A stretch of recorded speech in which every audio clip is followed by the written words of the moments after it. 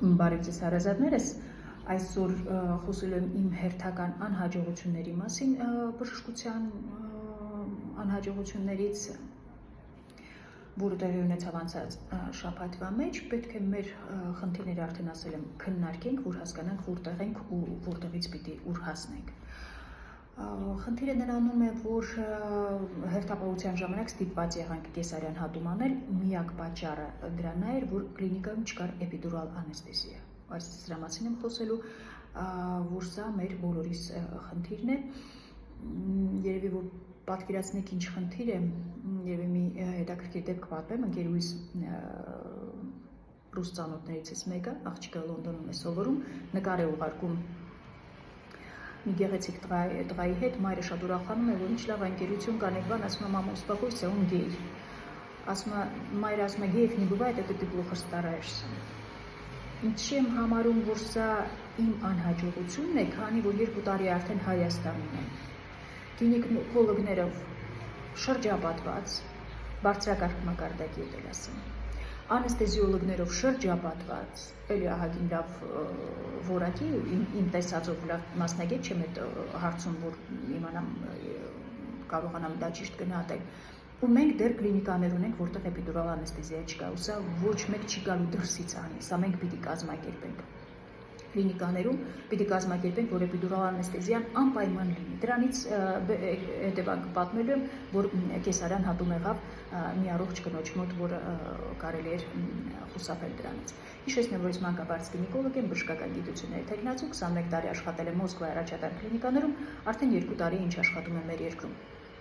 Ուրեմն, անցած շաբաթ հերթապահությունը ընդունում եմ, այս էպիդուրալի շուրջ է լինելու, որ դրա բացակայության հետևանքով ինչպես եղավ, որ ստիպված եղանք կեսարյան հատում անել։ Ու այս թեման պատմելու եմ լատենտ փուլի մասին, ծննդաբերության լատենտ փուլի մասին, որի պաթոլոգիաներից մեկի մասին եմ պատմելու։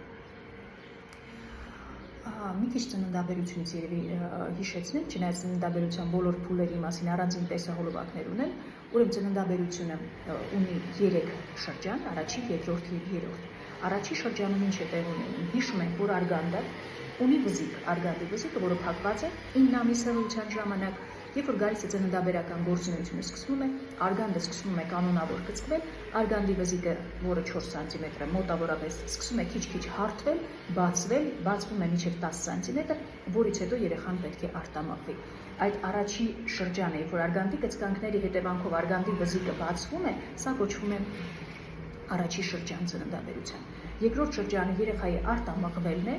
եւ երրորդ շրջանը, երբ որ ընկերքն է ծննդաբերվում։ Մենք խոսելու ենք առաջի շրջանի մասին, ուրեմն առաջի շրջանը բաժանում ենք 2 մասի, 2 լատենտ փուլ եւ ակտիվ փուլ։ Ուրեմն հետազոտությունները ցույց են տալիս, որ այդ լատենտ փուլը առաջի 5 սանտիմետր բացվել է արգանդի վզիկը, երբ որ արգանդի վզիկը սկսում է հարթվել եւ բացվել մինչեւ 5-6 սանտիմետր, սա կոչվում է լատենտ փուլ ու երկարատև է։ Եթե առաջներում ասում են, որ դա կարող է տևել 16 ժամ, ապա ժամանակակից բժշկությունն ասում է, որ առաջնացնի մոտ դա կարող է 30 ժամ տևել, ու դա նորմալ է։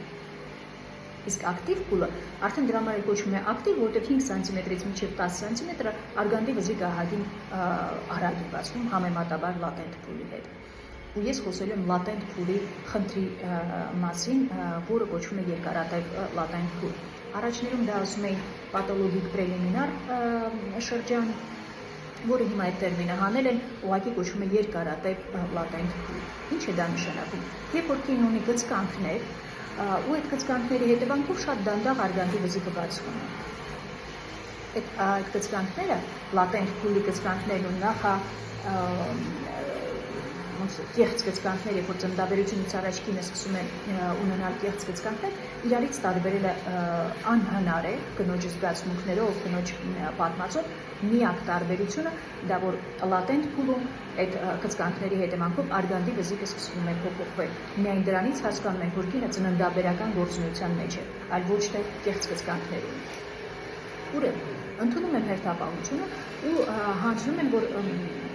նախածնարանում կինը 3 օր արդեն նախածնարանում կարգած նախանշաններով։ Ինչ է նշանակում, այսինքն 3 օր կնոջ մոտ ցավեր են գծկանքները, անկանոն ու չի կարողանում դուրս գրվել տուն։ Ուրեմն հետաքրքիրն այն է, որ եթե կնոջը ասում ես, որ քեզ մոտ ամեն ինչ նորմալ է, դեռ ծննդաբերական գործունեության մեջ չես կատեգորիային քաղում, տեսնում որ երեխայի վիճակը նորմալ է, կծկանքները կանոնավոր չեն, եթե հղին ասես, որ լավ կլինի տուն գնաս, մեծ մասամբ հղիները գնում են տուն, ու ասեն, որ այդ տան պայմաններում այս շրջանը ավելի թեթև է անցնում, որովհետև կարող ես տանը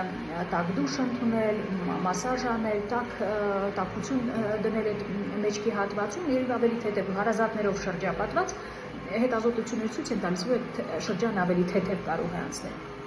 Բայց կան կանայք, ովքեր անպայման ուզում են բժշկի ներկայությունը լինի, որովհետև վախենում են։ Հետազոտությունները ցույց են տալիս, որ այդ կանայք, ովքեր նախընտրում են հիվանդանոցում պարկել, իրենց մոտ միջամտությունների հավանականությունը մեծ է, որ կմիջամտենք, մի բան կանենք, այդպես է բժշկությունը, որ չեն կարող անընդհատ նայենք, տեսնենք դուք նախածնարանում քանի որ կպարկեք, այդպես էլ եղավ կնոջ մոտ։ Չեմ ասում, որ կինը կարում էր գնալ տուն, չի գնացել, բայց եթե ձեզ բժիշկը ասում է, որ դուք դեռ ծննդաբերական գործունեության մեջ չեք, լավ կնի գնաք տուն, ապա լսեք բժշկին ու գնացեք տուն։ Եթե բժիշկը պարկացնի, արդեն ուրիշ հարց է։ Ուրեմն եկա ժամը 3-ին ընդունեցի հերթապահությունը, նայեցի կնոջը, տեսա, որ արգանդի վզիկը հասուն է, 2 սանտիմետր երկարություն է մնացել եւ 2 մատ թողում է հանգիստ արգանդի վզիկի, ուրեմն հասուն արգանդի վզիկ ունենք։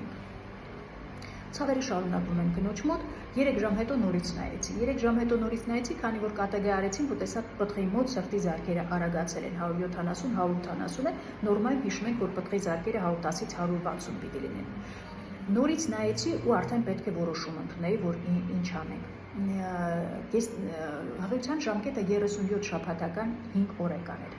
Նորից հիշում ենք, որ բոլոր պլանային միջամտությունները կատարում ենք 39 շաբաթականից ոչ շուտ։ Քանի որ միայն 39 շաբաթականում պտղի նյարդային համակարգը արդեն զարգացած է, բավարար, որ կարող ենք ծննդալուծել հղին։ Ուրեմն ինչ ունեմ, ունենք հղի, որը 37 շաբաթական 5 օրական է, 3 օր է նախածնարանում է, եւ սրտի կատեգորիայի ժամանակ պտղի սրտի զարկերը 170-180։ 3 տարբերակ կա գործելու։ Առաջին տարբերակը, որ սպասենք, տեսնենք ինչ է լինում, բայց արդեն 3-ն է, 6-ն է, երեկոյան 6-ն է,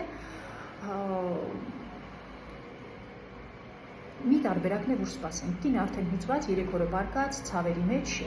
եւ ֆիզիկապես հյուծված, եւ էմոցիոնալ։ Հաջորդ տարբերակը դա թերապևտիկ քունն է, որը մեր երկրում ընդունված չէ, չգիտես ինչու, չնայած որ նորից եմ ասում, մենք զարգացած անեստեզիոլոգիա ունենք, կարող ենք դա կիրառել։ Ինչ ենք անում, կնոջը քնաբեր ենք տալիս, կամ քնաբեր կամ մորֆի, իհարկե այն քնաբերը, որը կարելի է հղիներին։ Ինչ վտանգ կարող է լինել սրանից։ Սրա վտանգը միայն նա է, որ եթե այս քնաբերը կամ մորֆիը կարող է պտղի շնչառական համակարգը քնացնել։ Վտանգավորը միայն այն դեպքում, երբ որ երեխան ծնվելու է մոտակա 5-6 ժամերի մեջ։ Տեսնում ենք, որ կինը երկարատև լատենտ փուլում է,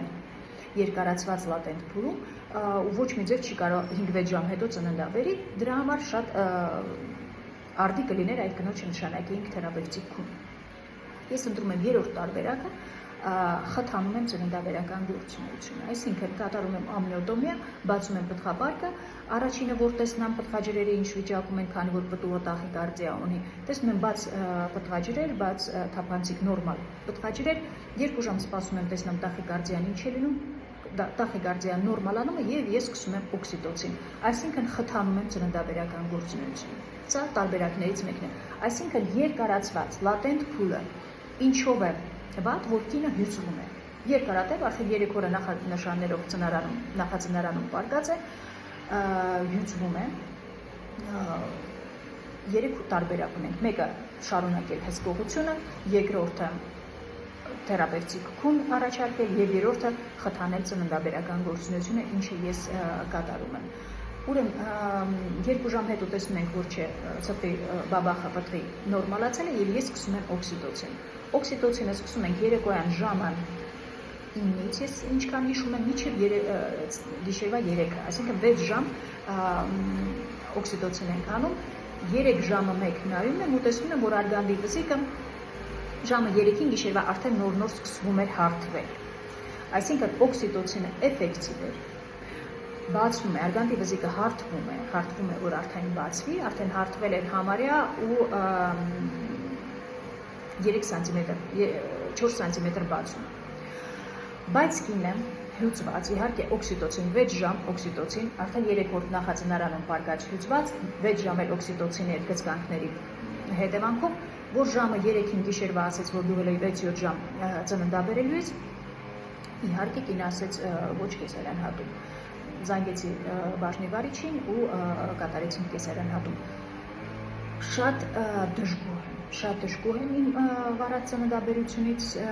քանի որ կարելի էր, եթե ունենայինք էպիդուրալ անեստեզիա, գիշերվա 3-ին կատարեինք էպիդուրալ անեստեզիա, գոնե գիշերվա 3-ին մեծ է հավանականություն, որ կինը ինքնուրույն կծննդաբերեր։ Այստեղ մի բան էլ երևի ավելացնեմ, որ օքսիտոցինը մեր մոտ նորից խնդիր կա, որ կան բժիշկներ, որ համարում են, որ 5-6 ժամ օքսիտոցինը բավարար է, ոչ։ Սա կարելի է անել, եթե դու ակտիվ փուլում ես օքսիտոցինը, այսինքն դու խթանել ես ծննդաբերական գործունեությունը, բայց սա ինդուկցիայի համար դու կարող ես երկարատև անել, մինչև 12 ժամ, ինչքան դու կարող ես անել, ինչպես ենք անում, ուրեմն օքսիտոցինը միացնում ենք 15-20 կաթիլ րոպեի մեջ, 20-30 րոպե մեկ այդ կաթիլները քանակը բարձրացնում ենք 20 կաթիլ րոպեի մեջ, մինչև հասնենք նրան, որ կինը ունի 4 գծկանք 10 րոպեի մեջ։ Եթե հասանք դրան, նույն քանակի վրա պահում ենք դոզան ու հետևում ենք կնոջը։ Չկա այդպիսի բան, որ 5-6 ժամ հետո էլ չի կարելի օքսիտոցին, մանավանդ եթե սա լատենտ փուլն է։ Շարունակում ենք մինչև էֆեկտիվ լինի։ Իհարկե օքսիտոցինը նշանակելիս շատ զգուշ է պետք լինել, որովհետև լինում են դեպքեր, երբ որ բժիշկը ուշադիր չի, ակտիվ փուլում